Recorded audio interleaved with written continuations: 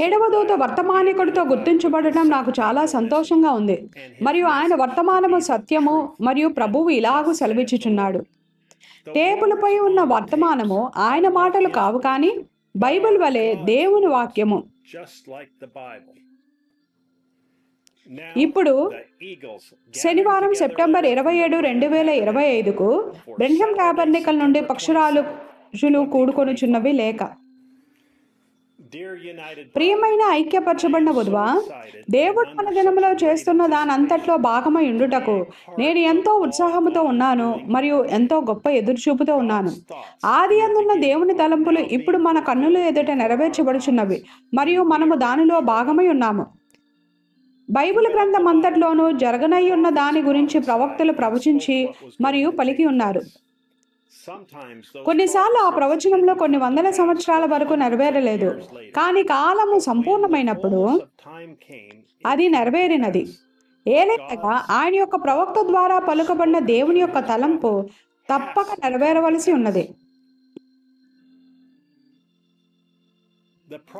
ప్రవక్త అయిన యెషయా కన్యక గర్భవతి అగును అని పలికాడు.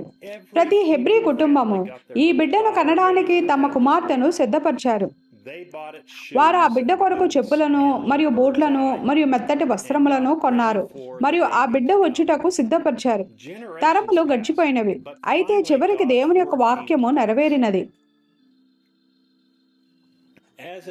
ఒక యవనస్తుడిగా ఎదుగుతున్న సమయంలో నేను ఎల్లప్పుడూ ఇట్లా అనుకునేవాణ్ణి, ప్రభువా, నీ వాక్యమును నెరవేర్చడానికి నీవు ఎల్లప్పుడూ నీ ప్రజలను ఐక్యపరిచావని నేను నీ వాక్యములో చూస్తున్నాను.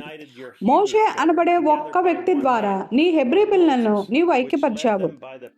అతడు అగ్నిస్తంభము ద్వారా వారిని వాగ్దాన దేశంనకు నడిపించాడు.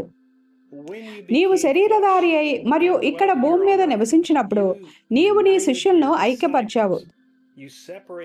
నీవు వారికి నీ వాక్యమును బయలుపరచడానికి వారిని ప్రతిదాని నుండి మరియు ప్రతి ఒక్కరి నుండి వేరు చేశావు.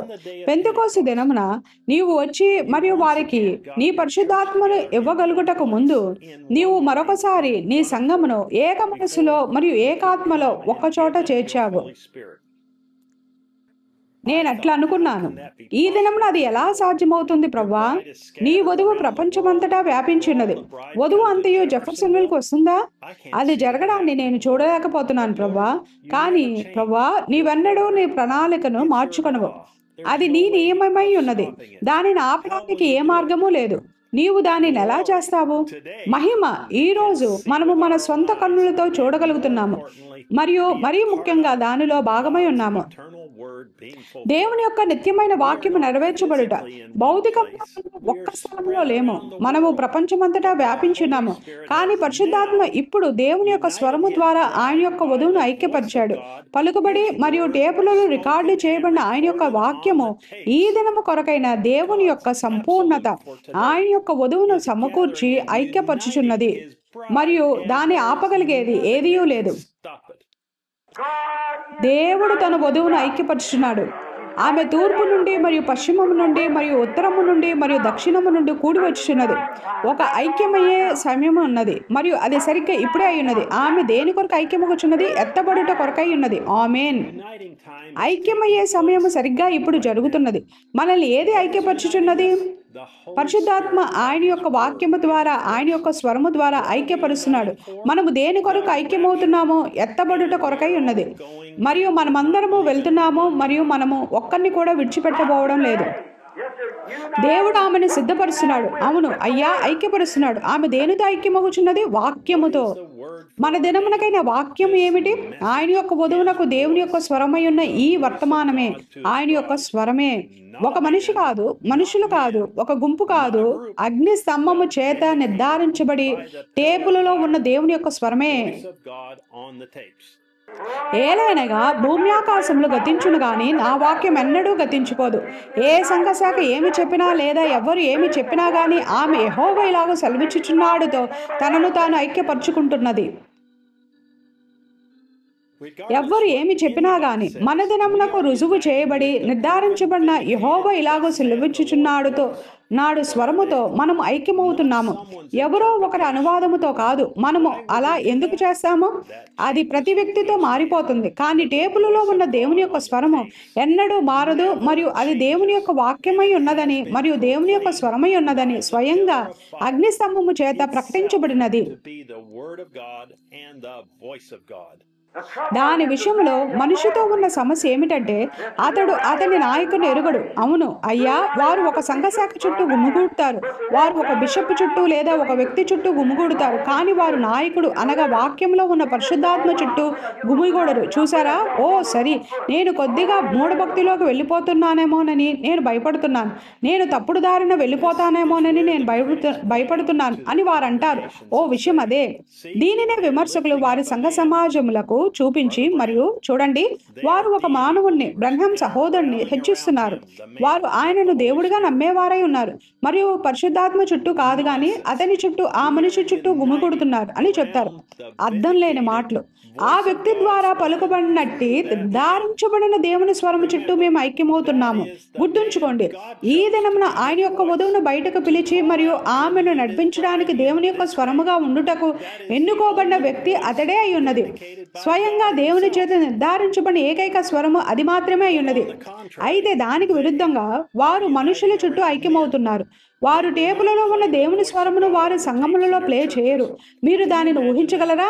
ఒక సేవకుడు ఈ వర్తమానము ఈ గడియ యొక్క వర్తమానమని యెహోవా ఇలాగూ సెలవిచ్చుచున్నాడు అయ్యున్నదని నమ్ముతున్నాను అని చెప్పుకుంటూ అయినను ఆ స్వరమును తమ సంఘములో ప్లే చేయకుండా ఉండటానికి ఏదో ఒక విధమైన సాకును కనుగొని, అయితే వారు చెప్పేదానిని మరియు ఇతర సేవకులు వాక్యమును బోధించడాన్ని తప్పక వినాలని ప్రజలకు చెప్పడం పెదప మనము ఒక మానవుని వెంబడిస్తున్నామని వారు అంటారు. ఆ మనుషులకు దేవుడు ఏమి చేశాడో మనము పోయిన ఆదివారమే విన్నాము. మనము ఒక పెండ్లి కొరకు సిద్ధపడుచున్నాము. మనము ఆయనతో ఒక్కటగుచున్నాము. వాక్యము నీవుగా మారుతుంది మరియు నీవు వాక్యముగా మారుతావు. యేసు ఇట్లు చెప్పాడు, ఆ దినమున మీరు దానిని ఎరుగుదురు. తండ్రి ఏమై ఉన్నాడో అదంతయు నేను అయ్యున్నాను, మరియు నేను ఏమై ఉన్నానో అదంతయు మీరయ్యున్నారు, మరియు మీరు ఏమై ఉన్నారో అదంతయు నేనయ్యున్నాను. నేను తండ్రి యందును, తండ్రి నాయందును, నేను మీ అందును, మీరు నాయందును ఉన్నారని ఆ దినమున మీరు ఎదుగుదురు. ప్రభువా, మా దినంలో నిన్ను గూర్చియు మమ్మల్ని గూర్చియు నైనా ప్రత్యక్షత కొరకు నీకు కృతజ్ఞతలు. నీ యొక్క పలుకబడిన వాక్యము ద్వారా నీ వధువు తనను తాను సిద్ధపరచుకుంటున్నది. నీ యొక్క రికార్డు చేయబడిన వాక్యముతో నిలిచి ఉండుట ద్వారా మేము నీ యొక్క పరిపూర్ణమైన చిత్తంలో ఉన్నామని మేము ఎరుగున్నాము. ఈ ఆదివారమున మన దినమునకైనా ఒకే ఒక్క నిర్ధారించబడిన దేవుని యొక్క స్వరమును వినడానికి నేను ప్రపంచంను ఆహ్వానిస్తున్నాను. ఆదివారము జెఫర్సన్విల్ కాలమానం ప్రకారంగా మధ్యాహ్నం 12 గంటల సమయం అప్పుడు మేము 63-08-18 ఐక్యమగు కాలము మరియు సూచన అను దానిని వింటుండగా మాతో చేరడానికి మీరు స్వాగతించబడుచున్నారు. మీరు అనుసంధానమై మాతో కలిసి వినలేని ఎళ్ళ ఒక టేపును ఎన్నుకోండి. ఏ టేప్ అయినా పర్వాలేదు. అవన్నీ యెహోవా ఇలాగూ సెలవిచ్చుచున్నాడు అయ్యున్నవి. మరియు దేవుని వాక్యము మిమ్మల్ని పరిపూర్ణము చేస్తూ మరియు ఆయన యొక్క త్వరితమైన రాకడ కొరకు మిమ్మల్ని సిద్ధపరచడాన్ని వినండి. సహోదరుడు జోసెఫ్ బ్రెన్హామ్. కీర్తనలు 86-1-11 పరిశుద్ధ మత్తయి 16-1-3 ఆమె తనను తాను ఐక్యపరచుకొనుచున్నది. ఆమె సిద్ధపడుచున్నది. ఎందుకు? ఆమె వధువై ఉన్నది. అది నిజము. మరియు ఆమె తనను తాను తన పెండ్లి కుమారునితో ఐక్యపరచుకొనుచున్నది. చూడండి, మరియు పెండ్లి కుమారుడు వాక్యమై ఉన్నాడు. ఆది యందు వాక్యముండెను, వాక్యము దేవుని యొద్ద ఉండెను, మరియు వాక్యము దేవుడై ఉండెను, మరియు ఆ వాక్యము శరీరధారి అయి మన మధ్య నివసించెను. దీనితో పక్షిరాజులు కూడుకొనుచున్నవి లేఖ ముగిసినది.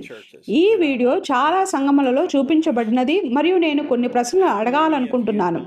టేపులపై ఉన్న ఈ వర్తమానము ప్రభు ఇలాగూ సెలవిచ్చుచున్నాడని మీలో ఎంతమంది నమ్ముతారు? మీ చేతులు పైకెత్తండి. సహోదరుడు విలియం బ్రన్హామ్ చెప్పిన ప్రతిదీ సత్యమని మీరు నమ్ముతున్నారని మీ చుట్టూ ఉన్న ప్రజలకు తెలియజేయండి. ఆమేన్ చెప్పండి.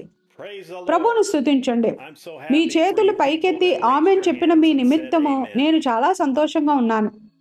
మరలా కలిసేంత వరకు దేవుడు మిమ్మల్ని దీవించునుగాక మరియు షలోం.